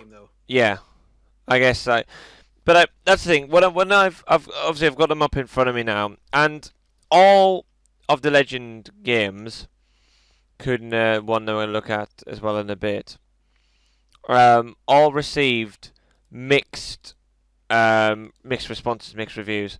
A New Beginning was, by the looks of it, on the whole, slightly better received than the Eternal Night. But Eternal Night seemed to do really well on Game Boy Advance, which is interesting. Well, that's probably a completely different game then. I'd say it may or may not be. I don't know why. Yeah, the GBA version received positive reviews. The rest received mixed reviews. But I'm willing to bet that probably the most negative reviews were. I wouldn't be surprised if it's from the game being too hard. I really wouldn't. Like I can imagine, like especially like in modern game critic, like people love poking fun at game journalists for being bad at games. That's kind of just a little joke meme, but like there's truth to it though. I wouldn't be surprised if that was it. Mad 'cause bad. Either that or like they were complaining that there wasn't enough new changes or additions, which are fair, but it's again a single game trilogy rather than like sequel after sequel. It's like this is a planned thing they were doing. Yeah. So yeah, but I liked the second game much more than the first. And then by the way, then it ends with how does it end? It ends with this giant battle. Where, just to really simplify it, Spyro, Cinder, and Sparks Spyro uses his Deus Ex Machina dragon magic to encase themselves in crystal because this whole temple was about to collapse on top of them, and there was no way out. He says, "Okay, we're just gonna do this thing," freezes them all solid, and then the game just ends there. And there's a post-credit scene where you see Hunter finds them. He finds them encased in crystal, and then the game is really over. So that's that. So that's that. Yeah. But that's Spyro Eternal Night. Big improvement. Spyro 07? No. So I would say I'm just conscious of time, so I guess we'll start to wrap up soon. So Okay, I yeah. guess in this point we'll discuss the pretty much before reignited. Well, I guess if you don't include roughly rated series like Skylanders. Okay, well, you know what we could do? We could just cover everything, but just make a conscious effort to go faster through these. Yeah. So I get the thing is though I did actually want to talk about these both sort of at the same time because there was a new company that came into play, which at the start of with these last two games, Crash Mind of a Mutant and Legend of Spyro Dawn of the Dragon That's right, yes. both had a certain Activision Yep, this in charge. this was the moment when Vivendi Universal merged with Activision. That is true, yes. This is the moment when they knew they fucked up. No. I feel like what must have happened is Activision was just kind of like just as a result, they didn't like merge just for these two IPs. Probably they just happened to have them now, and Yeah. there was probably just a Crash and a Spyro game already in development, and they're just like, whatever, we put money into this thing already, just finish it. I guess we don't care. Probably. Yeah, I So- think so Vivendi merged in Activision. Activision sort of as if they had the two IPs, but they're not the two decent IPs to have. Like Spyro and Crash, but at the same time, after the last 5 years, you could argue like it was almost like redemption is it needs to be pretty much redeemed at this point, and it Yeah. Okay, so definitely see. wasn't at its peak. Crash Bandicoot Mutant was released like just weeks before Dawn of the Dragon. Yeah, Like they're both released in the same month even. yeah, So- and they were all cross-platform except Dawn of the Dragon. Oh no, that was Xbox 360. The other two weren't. It was a bit weird, by the way. Can I say it's weird the fact that Spyro, the first one of the Legend series, and the third one was released on Xbox 360, and the second one wasn't. So imagine if that was the only third console you had. Wait, the first one was released on the 360, really? Hang on. Unless the thing is, I've got so many tabs open. I don't want to make sure. I want to make sure. I've No, got it okay. right. The Legend of Spyro: A New Beginning did release on the original Xbox, but not the 360 though. The original Xbox, that's it. But an Eternal Night didn't release on any of the Xboxes, Really? and the third one released on 360. So I mean, that in itself is interesting. Oh my god, that is so bizarre. There's a trilogy of games, and the middle game has no representation on the Xbox. Wow. All right, Which good again- catch. I did not know that. But again, it's odd that was the case. All right. So I okay, guess we're now anyways, talking about we- Activision. Yeah, Crash okay. and Spyro. Activision owns them now. Let's move on. Yeah, I think that Crash Bandicoot Mutant, I think was pretty much like still the same development team, same engine. Two main differences though. One, the game was open world, wasn't individual levels, and there were just things to do. Like there's collectibles throughout the world that you can find if you want to. And also every cutscene was animated with a completely different style. Like one is like kind of like freaking rubber hose, like 1930s style, like Cuphead cartoons, and one is a parody of South Park's animation style, and the next was anime. It was a fun thing they did. It was completely wild, but that was kind of cool actually. I hated it at the time when Nate and I played through this game. Also, we recorded our first playthrough, and it's shit, but we did it. We did that though. Yeah. But that was kind I of a cool remember that. thing. I remember that game just kind of being all right though.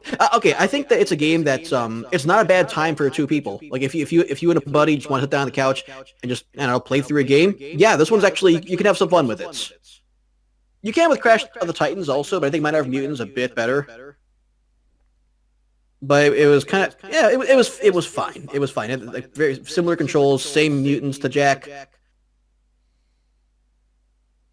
Different cutscenes. I'm not sure what to say about it. I played this game like years and years and years ago. It was like the second playthrough on my channel.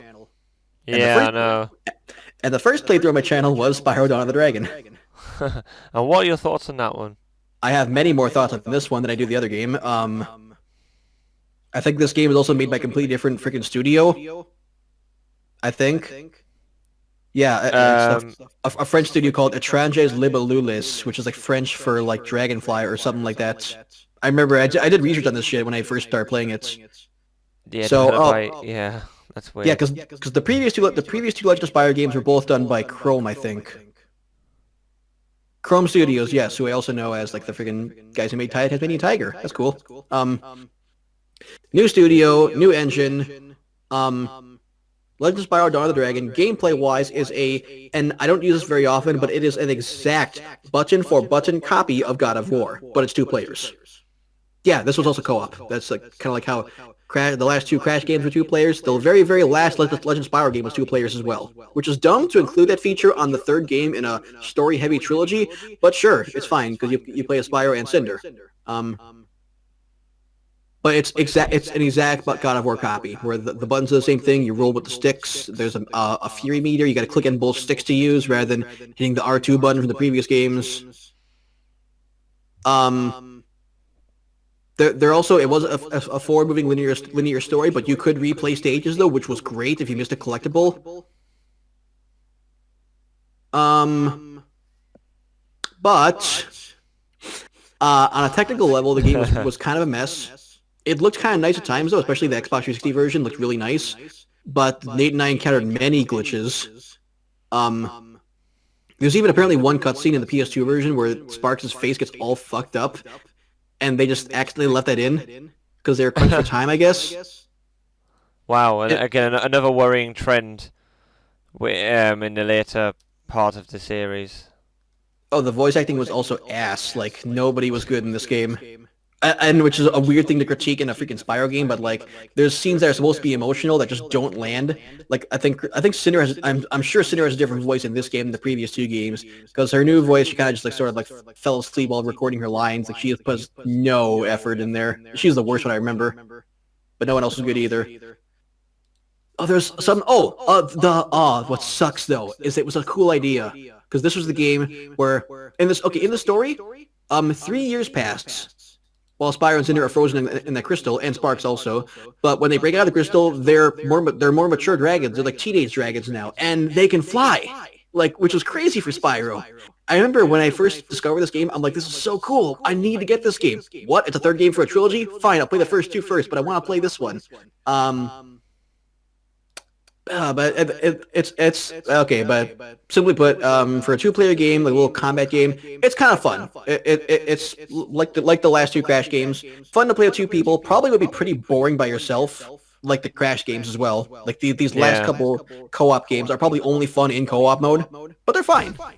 But the story just completely totally gave up. Like. Like they pretty much just threw every kind of cliche at the book at you, like, oh, like he wants to destroy the world. That was his evil plan all along, and I don't even like freaking remember. There's just a bunch of just magic shit and sky beams, and it was just a nonsense final chapter of the game. That was kind of dumb, but I think doesn't. Oh yeah, fucking Ignitus dies also. That happens, but like, well, Gary Oldman dies a lot in things, so. Oh, does he? Oh, I know one other role where he dies, and I know one where he fake dies. So yes. that checks out. And I know which both films you're talking about. You know exactly which 2 I mean. Yes. But yeah. I think Legend of Spyro Dawn of the Dragon was really frustrating because like it was kind of fun while we played it. But just because it was 2-player though, but they made a lot of changes though. Well, mostly just God of War copy changes, but like it was not a bad game. It was just a bad final game and a pretty glitchy game too. But could have been worse.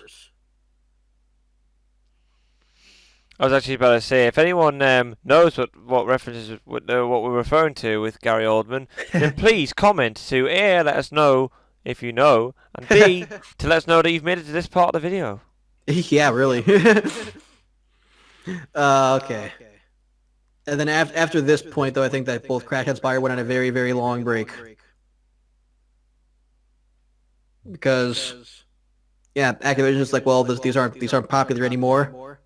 Let's take a break for now. And Yeah. then, well, then we're gonna briefly mention that sometime like actually it wasn't that long after Dawn of the Dragon. Like it was like 2 or 3 years later. This new company called Toys for Bob tried this brand new idea where you plug this little scanner into your game console, and you have you buy these toys to scan onto the portal, and then you put them into this game.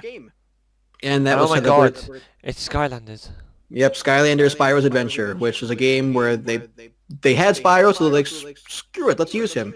Even though the game did not involve Spyro at all, it's literally a game where it's like you have this big roster of characters, and you can just pick whichever one is your favorite and play through these levels. The characters do not appear in cutscenes. They're not even characters at all in the story. It's just pick a character to play as, and then the other characters around you talk and do things. So Spyro is his name is in the game, but he is not a character. No, And yeah, and also he's not Spyro. Like, just just yeah, the they made him design ugly. design choice exactly. Like I always felt so weird, and it goes back to what I was saying earlier, about like Spyro being, cute and sort of, like he was cute when like in the older games. Why the hell did they give him that design choice? It was so odd, Yeah. so stupid, and just not Spyro. Like literally, apart from like the name and the trademark, and like the basic design is purple dragon. Face had completely changed. Like even he had like a bright yellowy orange, like, and now it's like a really dark, like a dark orange. Like it was odd. Like I don't know. Yeah. I remember when the very first Skylanders trailer dropped, everybody like universally hated it. They're just like, what the hell is this? What did they do to Spyro? They're like, hey, look, it's a new character. Like, oh, wait a minute, what? Exactly. It's like, what the hell? Well, no, the name of the game was Skylanders Spyro's Adventure. So No, that was I in the know. I was. that was in the trailer. So people who watched the trailer were expecting a Spyro game, and they got that. I was being silly, but like Okay. practically, like yeah, I don't know. It's just really odd. Like the design didn't make any sense. The No, it Skylanders did not. game, like itself, was a cool gimmick. A bit, but like at the same time as well, it was very like in it. It was like yeah, you had to have like the portal. Like it was sort of cool to do with like amiibos and stuff. Yeah, it was a neat idea, and it did spawn a lot of copycats because it was like it was a trend. It was a craze for a couple of years Yeah. because there is some appeal to it for kids. Also, funny thing is, out of all the other Spyro characters that exist in the Spyro universe, another Spyro character is also a Skylander you can play as. Do you know who? Let me think. It's been a while since I've even looked at Skylanders, let alone played it. And I hardly Yep. played it either. I played it at my friend's house. Well, I mean, there's no way of knowing unless like you like look at the list of them. Actually, no, I think there might be a list of them within the game. Skylanders. Yeah, within the game, there's a list to show you, hey, look at how cool this thing is. You can buy it at your local Walmarts. It's Cinder though. Oh, fair enough. Which Skylanders. I found weird. Like you have all these other characters. Like you could throw in. I think the obvious choice should have been Hunter, but no, it's like Cinder. Okay, who has no relation to Spyro at all. Like because this isn't a game where that is even remotely possible. Well, that'd be weird if they had a relation.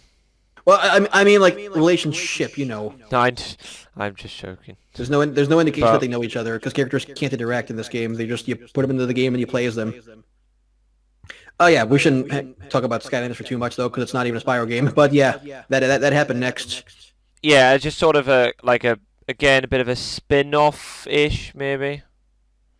But it's not. It's sort of like a different series that just has a Yeah, character. But and again, then they it introduced was Crash odd. into the series later also. And it sort of brings us it sort of rounds it off back to 2018 when both the Crash and Spyro series were given a I guess a report. Well, okay, well the Crash trilogy was 2017 and the Spyro Yeah. was 2018, but basically It- around this roughly the same time after well again, excluding Spyro's stint in Skylanders, about Mm. 6-7 years of inactivity. So, Yeah. and And it was, and I think what it's done is it's definitely revived, in particular for Crash, revived some of the interest and love that the series had, because Crash has definitely thrived from that. There's been a couple of games released. There's now been a Crash 4 that's been released. Have you played Crash 4 yet? I refuse to play it Why? because Activision pissed me off with Crash Team Racing Nitro Fuels. They did this thing which, frankly, I should have freaking noticed this a long time ago, but because it's their pattern now, is Activision releases a game with no microtransactions, no loot boxes, just hey, look, here's the game. That's it. You have the whole game now, and everyone's like, "Wow, Activision, are you not being a bunch of fuckasses? This is amazing! Wow!" And then a few months later, they sneak it in, and I hate that more than anything else because basically it means that reviews mean nothing because you see a game, you see with like an EA game, if a game is bad, it'll just launch bad. You know, okay, it's not a good game. But with Activision, that's whole entire thing is off the table because someone will say, "Hey, it's a good game," and then a couple weeks later, they will change it with an update into a bad game. Yeah. And I hate that. I hate that so much. I'm like, yeah, I'm not doing this. I am so completely and totally against this tactic more than anything else. Like egregious microtransactions, loot boxes, whatever. As long as you're upfront about it, like, hey, yeah, we don't give a fuck. Just do this. Give us money, you idiots. But Activision is being sneaky, and I hate that more than anything else. So, I will not buy Crash 4. Fair enough. Although I have a friend who bought it though, so I might still play it. Maybe even stream it. Yeah, stick to your guns, bro. But again, that just shows you though that it's good. It's cool that these series. Yeah, sorry, I went way off track there, but you were saying that, and it's true that these remakes did in fact breathe like new life and interest into these franchises after a long time where they were either struggling or had no interest or both. Yeah, But- or people had no interest in them. Yeah, And- because It was just again the decline of both those series definitely hasn't helped, and the lack of mainstream attention over the past 10, 15 years even. But yeah, like I said, I actually didn't even mention it. Was Crash Team Racing Nitro Fueled, of course, was the first one to come out. And it was called like a modern console, PS4, Xbox One, Switch game. And then Crash 4, I think, isn't out on Switch, but it's out on PS4 and Xbox. And I'd be interested.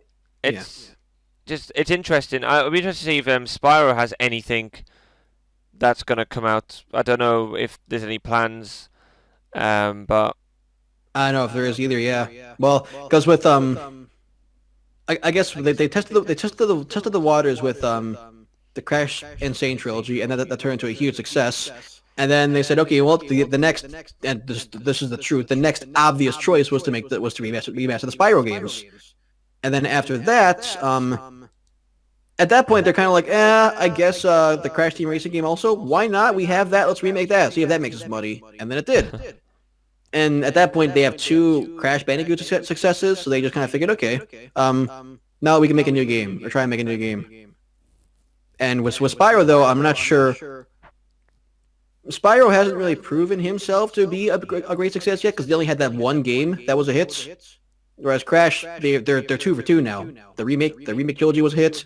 The kart racer remake was a hit, and a moneymaker because they monetized that shit. And then, yeah, Crash Bandicoot is clearly the one that has been proven to be appreciated more. So that's it. yeah, and yeah, I think that pretty much sums it up. It would be interesting to see if they do make a Spyro 4 or any sort of new Spyro game, and I wonder how to go about it. Or if they did go about it, would they have to? Would it be wisest to make a sort of a spin-off game like a Crash Team Racing Nitro Fueled? But I guess on the other side of that is Spyro have, a bulk of their games are relatively the same, whereas Crash have sort of ventured off into different areas and try to be experimental. So it'd be interesting to see Spyro's never had spin-off games. Yeah, it'd be interesting to see what route Spyro. Well, Skylanders aside, if you include that, not that it is exactly, but Yeah, it'll be interesting to see what route they take. Well, I just noticed also there is an upcoming Crash Bandicoot mobile game. It's a freaking endless runner game. So that's cool. On That the that's run. Yeah. that's coming later, I guess. Do you Or know what, mobile games I hardly even count. I mean, they are games, I guess, but oh yeah, I know. I'm just saying like already they have more planned when yeah. yeah. But when Spyro doesn't. But Yeah. yeah, we'll Yeah. see. Indeed we will. And I with think that, that about wraps it up, yeah. yeah, pretty much wraps up our whole Spyro and Crash Rise and Fall.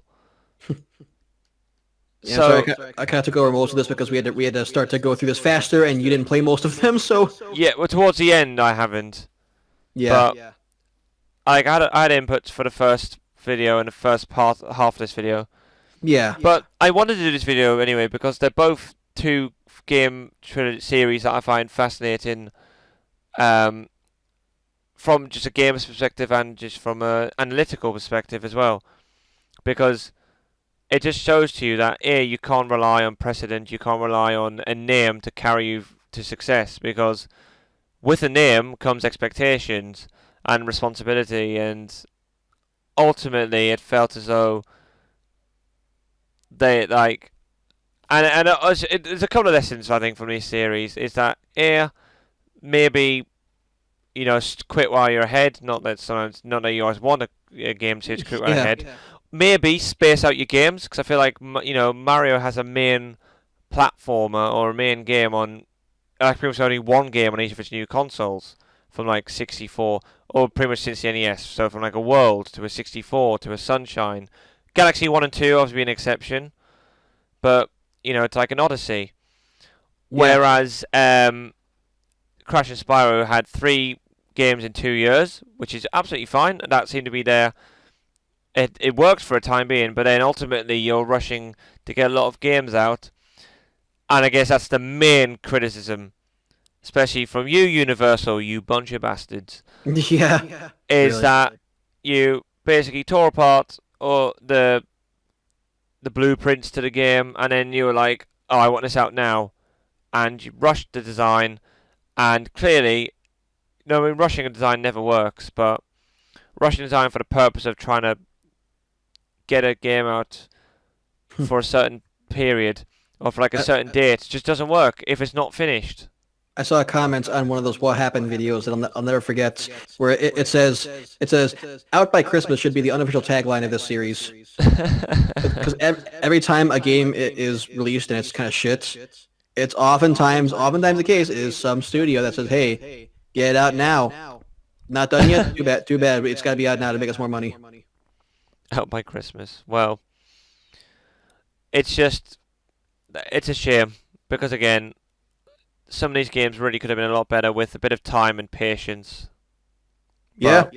Oh well, sometimes that's what company bigwigs don't always want that. Nope. But yeah, that's basically it though. Both games started out like very similar, both owned by Universal, both done by teams that are joining into this fray of 3D platforming for the first time. Still and were competent. Teams that were competent. Yes, indeed. I guess I'm not sure if it's because they were the most skilled teams or they were just the best at dealing with Universal's bullshit, or a combination of the two. But for some reason or another, yes, Universal bought these games. The creators of these games made it work until they left, and then things went downhill because just there was constant like one executive choice after another, getting new studios to make the games. Just there was no creative passion behind it anymore. No, and well, the proof is in the actual final product ultimately. Yeah. With some of the games, but yeah, we thank you guys for listening to both parts. We know we've gone on for a while, but if you appreciate the game discussion, then that's fine. I mean, if obviously a lot of you probably would have skipped bits and pieces, which is fine. It's a long podcast. We hope you enjoyed it. If again, like we'll say, if you have any suggestions for ideas you'd maybe like to talk about, and assuming that we're well versed in them, or at least have some semblance of knowledge, then or experience with the games or whatever, then we can discuss them. We'll be more than happy to consider it. Just leave a comment down below. Again, like and subscribe, all that good stuff. But we'd love to hear comments and feedback. And follow me on Twitch. Follow Random Game Critic on Twitch, because that is what needs to be done. I need it. I need 50, please. And follow me on Twitch, because I stream now and then as well. Yeah. Right. We'll see you guys next time for the next podcast. Yep. Have a good one. Bye, everyone.